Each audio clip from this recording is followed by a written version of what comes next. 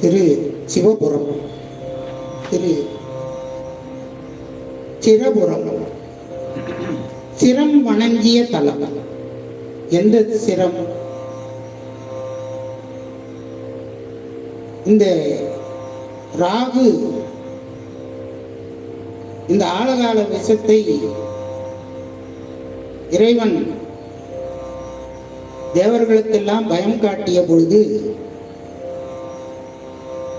அதன் பிறகு வந்தது அமிர்தம். இந்த அசுரர் குலத்தைச் சேர்ந்த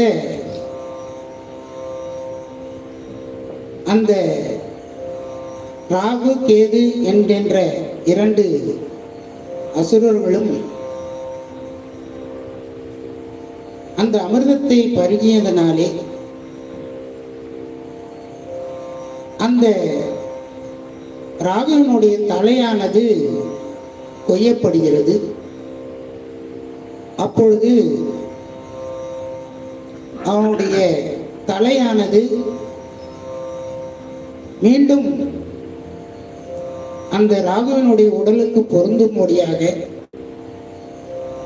இந்த சீர்காழிலே இருக்கக்கூடிய பெருமானை வழிபட்டதாகவும், அப்படி வழிபட்டு அந்த தலையை பெற்றதாகவும், அதற்கு சிரபுரம் என்ற பெயரை வைத்து திருஞான சம்பந்த பெருமான் மிக அற்புதமான ஒரு பாடல்களை எல்லாம் பதிகங்களை எல்லாம் பாடி இறைவனுடைய அருளை பெறுகிறார்.